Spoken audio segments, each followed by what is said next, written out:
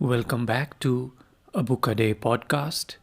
We are still discussing the Mughal history with the help of this book called A Brief History of the Great Moghuls, written by Bamber Gascoigne. Today I want to talk about Shah Jahan.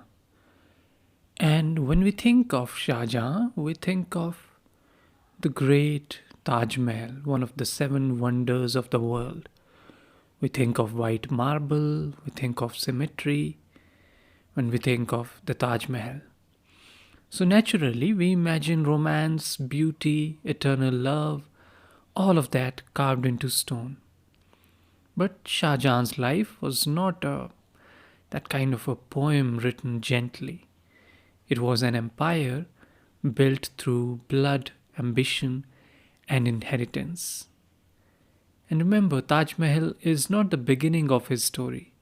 It is the residue of a life shaped by power, loss, and control. And to understand Shah Jahan or even Taj Mahal or the Mughal history during that period, we must look beyond these superficial ideas and go back to the man that Shah Jahan was. As we discussed in the previous episode, Shah Jahan was a prince born into a competition. He was born in 1592 and he was then known as Prince Khurram, the third son of Jahangir. And from early on, he was marked as exceptional talent. He was intelligent, charismatic, disciplined, and unlike his brothers, he inspired confidence. But as we discussed, Mughal succession was never smooth, and the sons they never inherited directly or peacefully. They competed, and that's how he came to power by fighting. Initially, Noor Jahan, Jahangir's wife, was in support of Shah Jahan, but later she turned against him, and we discussed all the details in the previous episode. Then there is another chapter in Shah Jahan's life, which is Mumtaz Mahal, who was the inspiration behind the Taj Mahal and who came into Shah Jahan's life when he was still Prince Khurram. He wasn't an emperor. So their relationship at that time was not a political marriage. It was very personal, which was rare in those times. It was personal, it was intense, and very deeply affectionate. Mumtaz was his confidant, advisor, and emotional center. And seen this pattern before in case of Noor Mahal or Noor Jahan with Jahangir. She was very powerful figure and at the center of many decisions. Mumtaz Mahal, on the other hand, she was not as authoritative, but she supported her husband in his opinions, in making any choices or decisions. She was always there, and she bore him many children. But then the tragedy struck when she was having her 14th child, which is a really a big number. She died, and that was the beginning of first tragedy for Shah Jahan. But this one, he overcame with a lot of strength and patience, although he spent next few months or year in mourning, and he spent this time missing Mumtaz Mahal. But at the same time, he started working on Taj Mahal as a tribute to his love for Mumtaz. And you can see the idea of Taj was that he was building a tomb not as a remembrance but as permanence. As you can see, Shah Jahan is gone, his wife was already gone, but Taj is still there. Taj was built not just an art but built as defiance. Defiance against death, impermanence, and forgetting. And he built it very carefully. Every proportion was calculated, every stone was chosen, every garden designed as a metaphor for paradise.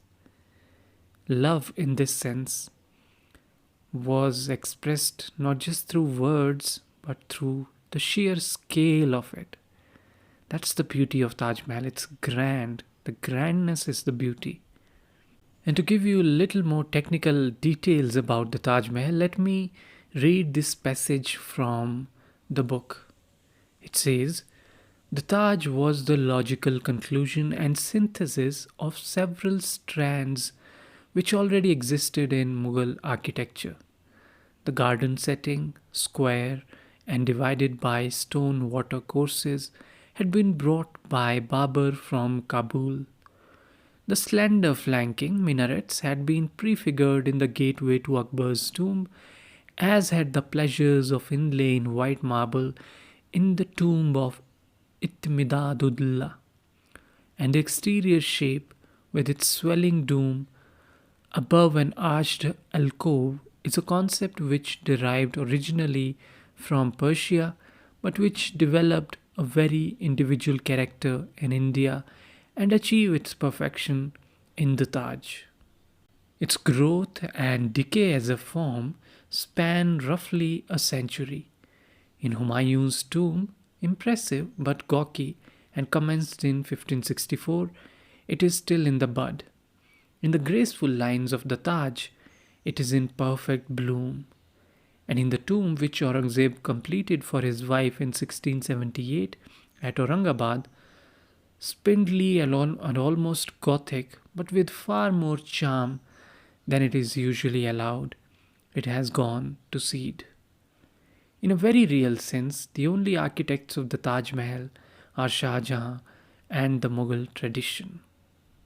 So, the author says that about the architect behind Taj Mahal, and he names Shah Jahan as one of the architects and the Mughal tradition, because we are not really sure about who the real architect was. There were a few, and there are few candidates for this, but we are still not sure. What we know is Shah Jahan played a key role in this. Now, what about the governance and conquest style of Shah Jahan? Well, despite the way we remember Shah Jahan as a creator of the Taj Mahal, he was not that romantic or a gentle ruler. His reign saw continued military expansion in the Deccan against the Portuguese and against Central Asian rivals. He pursued territorial integrity aggressively. Many rebellions were crushed, taxes were enforced, and order was non negotiable at that time. Importantly, unlike Akbar, and to some extent unlike Jahangir, Shah Jahan was not deeply interested in philosophical tolerance.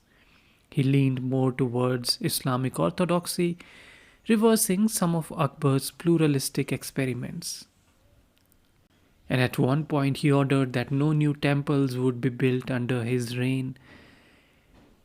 And you can already see that this shift was taking place in the Mughal Empire. From Akbar's time of tolerance, we were moving towards more religious orthodoxy, and it reaches its peak during Aurangzeb's era. Talking about Aurangzeb, Shah Jahan had many sons, and this would eventually become his undoing. The eldest son was Dara Shikoh, who was philosophical, pluralistic, deeply spiritual, and was Shah Jahan's favorite. Then there was Aurangzeb, who was disciplined, austere, strategic, and was the most dangerous.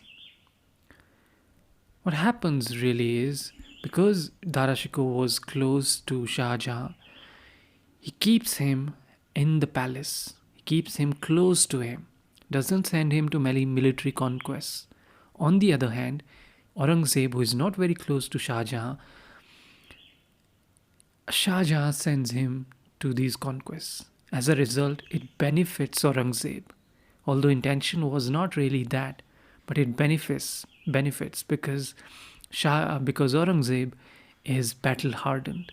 He's become a powerful ruler. And when the time comes, the war of succession takes place. Then Aurangzeb comes out as winner. Aurangzeb defeats and executes his brothers, including Dara Shikoh. And then he turns to his father and imprisons him in Agra fort. And he's imprisoned. You can imagine that picture of Shah Jahan. He's imprisoned there in Agra fort. From his window, he could see the Taj Mahal, the monument to love, now only visible from confinement. So that was the kind of life he lived in the final years. He lived as a prisoner. There was no throne, no authority, only there was memory and the illnesses of aging, of the old age rather. And then in 1666, Shah Jahan died. He was very ill, as I said at that time, and later he was buried beside Mumtaz Mahal. Finally, the two were united. So, that was Shah Jahan's history, and his legacy, as you can see, is kind of a paradox. He created the most beautiful symbol of love in human history, and at the same time, he ruled not through love but through fear and hierarchy. He perfected Mughal aesthetics and took them to different heights, but at the same time, he failed to secure Mughal succession. He believed in permanence and was undone by time.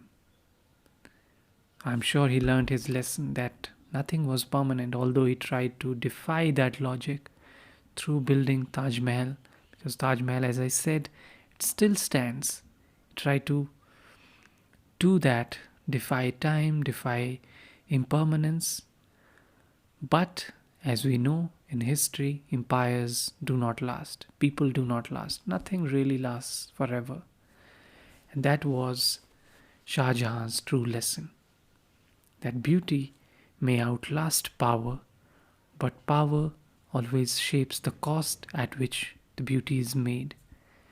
That was really the lesson we learned from his life. So that was Shah Jahan's history. In the next and the final episode of the series, we will talk about Aurangzeb's time, which was, I would say, the most brutal for the minorities, considering all the other Mughal emperors that have gone before him. So we'll talk about that. Also, Aurangzeb conquered a large part of India. So he was really ruling a significant part of India at that time. So we'll talk about that also in the next episode. So thank you very much for tuning in. Thank you very much for subscribing. I'll hope you'll keep listening, and I'll catch you the next time with the final episode of this series on Emperor Aurangzeb. Thank you so much.